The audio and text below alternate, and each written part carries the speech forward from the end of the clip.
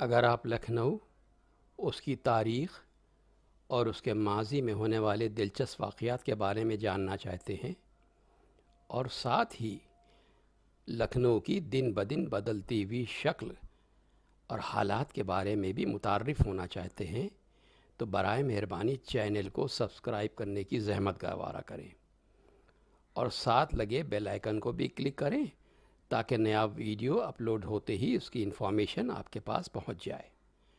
شکریہ۔ لکھنؤ کو باغوں اور مرغزاروں کا شہر کہا جاتا تھا۔ فرما روایان اودھ کو خوشنما باغات لگانے اور بلند بالا حسین و جمیل مستحکم و استوار عمارتیں بنوانے کا بہت شوق تھا۔ آصف الدولہ نے لکھنؤ آتے ہی اپنے عالیشان محل موسومہ دولت خانہ میں اقامت فرمائی تھی۔ یہ محل مچھی بھون قلعہ کے نزدیک تیار کرایا گیا تھا۔ مچھی بھون کا قلعہ مسمار ہو گیا، لیکن دولت خانہ اور اس کے در و دیوار شکستہ کی شکل میں اب بھی موجود ہیں اور شیش محل کے نام سے موسوم ہیں۔ نوابان شیش محل کے مورث اعلیٰ نواب حکیم مہندی کو غازی الدین حیدر کے دربار میں تقرب حاصل تھا اور ان کا محل چار باغ میں اس مقام پر تھا جہاں آج ریلوے اسٹیشن موجود ہے۔ اس اسٹیشن کی تعمیر کے لیے حکیم مہندی کی املاک حاصل کی گئی تھیں اور بالعوض شیش محل دیا گیا تھا۔ یہ محل دولت خانہ آصفی کا ایک حصہ تھا اور اس کے نشانات آج بھی موجود ہیں۔ آصف الدولہ کو سیر و شکار کا شوق تھا۔ اس شوق کی آسودگی کے لیے انہوں نے ببیا پور میں ایک محل بنوایا تھا اور چنٹ میں ایک کوٹھی موسومہ نزہت بخش تعمیر کرائی تھی۔ 20ویں صدی کے شروع میں ان عمارتوں کے آثار موجود تھے، لیکن وہ دھیرے دھیرے ان پر زوال آیا اور ان کا نام نشان مٹ گیا۔ البتہ اس جلیل القدر حکمراں کی ممتاز زمانہ یادگاریں بڑا امام باڑہ اور رومی دروازہ اب تک موجود ہیں۔ آصف الدولہ اپنے اسی امام باڑے میں مدفون ہیں اور ان کی قبر اب تک زیارت گاہ بنی ہوئی ہے۔ اسی زمانے کی یادگاریں لاما چینیر کی عمارتیں بھی موجود ہیں، جس میں کلاڈ مارٹن کی کوٹھی عجائبات میں شمار کی جاتی ہے۔ آصف الدولہ کو یہ عمارت اتنی پسند آئی تھی کہ انہوں نے اسے فی الفور خریداری کا ارادہ کر لیا تھا، لیکن قیمت کے سلسلے میں ہنوز گفتگو جاری تھی کہ نواب کا انتقال ہو گیا۔ کلاڈ مارٹن کی یادگار لاما چینیر کالج انگریزوں کے زمانے میں اپنے شباب پر تھا اور آج بھی اس میں کالج موجود ہے۔ سعادت علی خان نے اپنے دور اقتدار میں غالباً تعداد کے اعتبار سے بہت زیادہ عمارات بنوائی تھیں۔ خود اپنی اقامت کے لیے فرحت بخش اور حیات بخش کوٹھیاں تعمیر کرائی تھیں، جو اب بھی چھوٹی چھتر منزل اور موجودہ ہائی کورٹ کی عمارات کے درمیان میں موجود ہیں۔ لال بارادری اپنے دربار کے لیے تعمیر کرائی تھی اور ٹیڑھی کوٹھی انگریز ریزیڈنٹ کی سکونت کے لیے بنوائی تھی۔ غدر کے بعد یہ عمارات بھی انگریزی حکومت کے قبضے میں آ گئی تھیں۔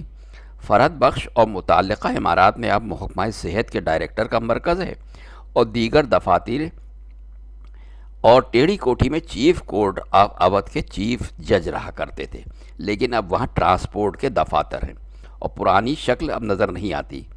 ان عمارات کے علاوہ سعادت علی خان نے دریا پار دل آرام کوٹھی، دل کشا کوٹھی تعمیر کرائی تھی اور موتوئی محل کی اصل عمارت بھی انہی کی حیات میں مکمل ہو چکی تھی۔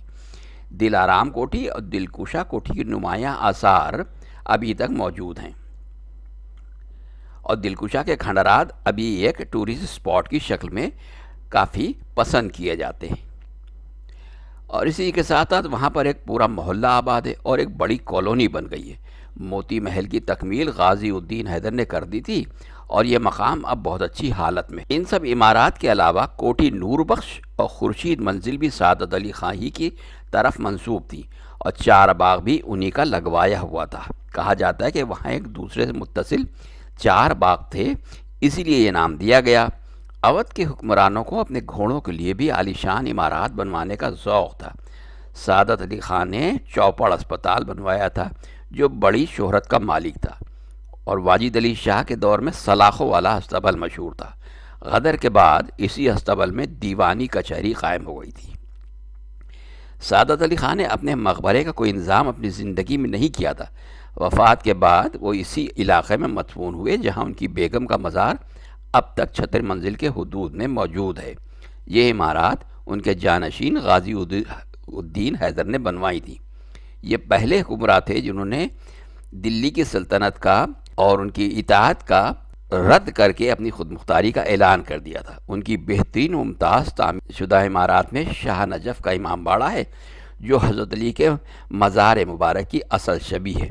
بادشاہ اور ان کی بیگم اسی عمارت میں مدفون ہیں۔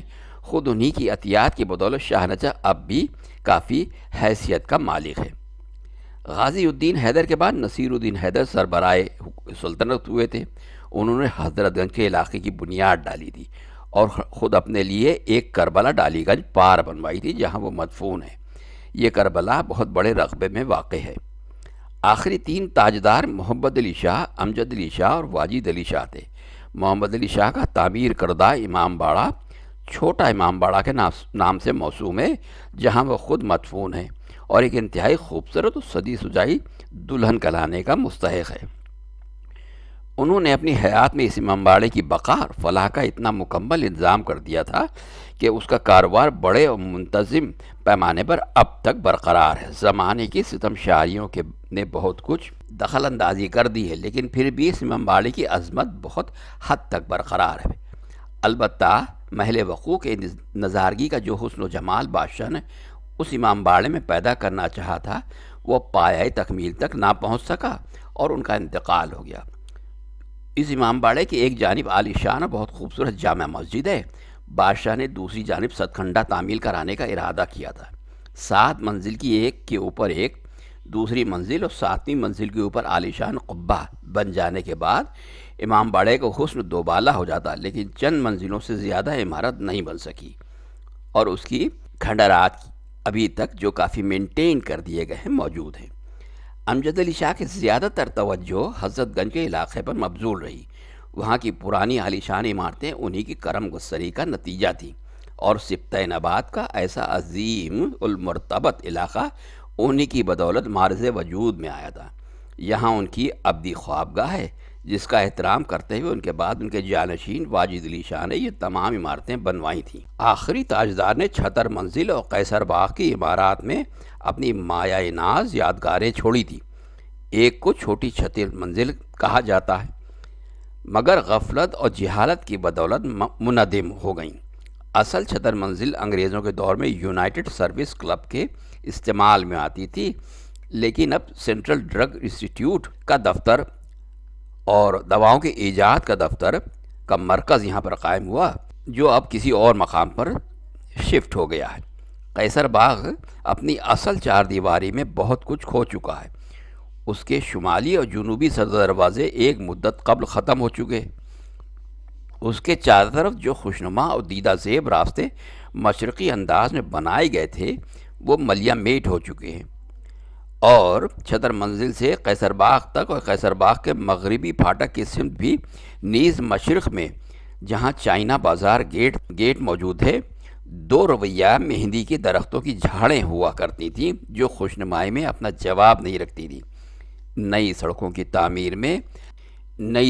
تعمیر میں ہمارا مشرقی انداز خوشنمائی فنا کے گھاٹ اتر گیا۔ قیصر باغ کی عمارتیں اودھ کے تعلق داران اودھ کو تقسیم کر دی گئی تھیں، اس لیے تھوڑی بہت محفوظ ہیں۔ وسط قیصر باغ میں سفید بارادری ہے، جس کا نام بادشاہ نے قصر اعضا رکھا تھا۔ یہاں تعلق داران اودھ کی انجمن کا دفتر ہے اور بڑی حد تک اچھی حالت میں موجود ہے، لیکن وہ چھوٹی سنگ مرمر کی سفید بارادری جسے نگینے والی بارادری بھی کہا جاتا ہے، جو بنارسی باغ میں نصب ہے، ابتداً قیصر باغ میں ہی تھی اور چاروں پتھر والے پریوں کے مجسمے وہاں بھی ہیں۔ اسی بارادری کے چاروں جانب نصب تھے۔ واجد علی شاہ بیشتر راتوں کو موسم گرما میں اسی چھوٹی بارادری میں آرام فرماتے تھے۔ انتزاع سلطنت کے بعد راتوں کو بڑی تعداد میں لوگ یہاں جمع ہو جاتے تھے اور آنے والے زار و قطار روتے تھے، لہٰذا انگریزی حکومت نے اس بارادری کو بنارسی باغ میں منتقل کر دیا ہے، جہاں اب شہریوں کا پہنچنا دشوار ہو گیا تھا۔ شہر کے باغات اور مرغزاروں کی تعداد انہی ناموں تک ختم نہیں ہوتی جو اوپر بیان کیے گئے ہیں۔ یہاں پر عالم باغ، صفدر باغ، سندر باغ، بندریہ باغ، ڈالی باغ، بنارسی باغ، سکندر باغ، کمپنی باغ اور دیگر چند باغات کا تفریح گاہوں میں شمار تھا۔ اس زمانے میں رؤسا، شرفا اور عوام اور تمام شہری علاوہ تاجروں اور دکانداروں کے شام کو ہوا خوری کے لیے نکلتے تھے۔ ہر محلے میں یا اس کے قریب کوئی بڑا باغ یا مرغزار تھا۔ آبادی بڑھی اور نئے محلے تعمیر ہوئے تو ان باغات کے نام پر محلے تعمیر ہو گئے، جیسے چار باغ، نظر باغ، عیش باغ، عالم باغ، صفدر باغ، سندر باغ، ڈالی باغ، بندریا باغ وغیرہ وغیرہ۔ بنارسی باغ میں زندہ عجائب گھر کھلا اور سکندر باغ میں محکمہ نباتات یعنی نیشنل بوٹینیکل ریسرچ انسٹیٹیوٹ قائم ہوا۔ بادشاہ باغ میں کیننگ کالج قائم ہوا۔ اس علاقے میں امرودوں کے بہت بڑے بڑے باغ موجود تھے، لیکن اب ان کی جگہ عمارات تعمیر ہو گئی۔ اسی باغ میں ایک بارہ دری اور ایک عالیشان کوٹھی تھی جو کبوتر والی کوٹھی کہلاتی تھی۔ بارہ دری اندر اور باہر سے بہت خوبصورت تھی۔ اسی پر اسی زمانے میں ادبار آنا شروع ہو گیا تھا اور بعد ازاں یہاں چائے خانہ قائم ہو گیا تھا۔ لکھنؤ یونیورسٹی کے وجود میں آنے کے بعد پہلے وائس چانسلر کبوتر والی کوٹھی میں رہا کرتے تھے۔ رفتہ رفتہ اس کی شکل بدلی اور اب وہاں رجسٹرار کے دفتر سے متعلق کمرے تعمیر ہو گئے۔ گزشتہ کئی برسوں میں پرانے طرز کے تمام باغ اور لال آزار ختم ہو گئے اور نئے نئے انداز کے پارک معرض وجود میں آ گئے ہیں۔ اس طرح ہماری مشرقی تہذیب کے ظاہری نمونے بھی اب شہر میں کہیں کہیں ہی نظر آتے ہیں۔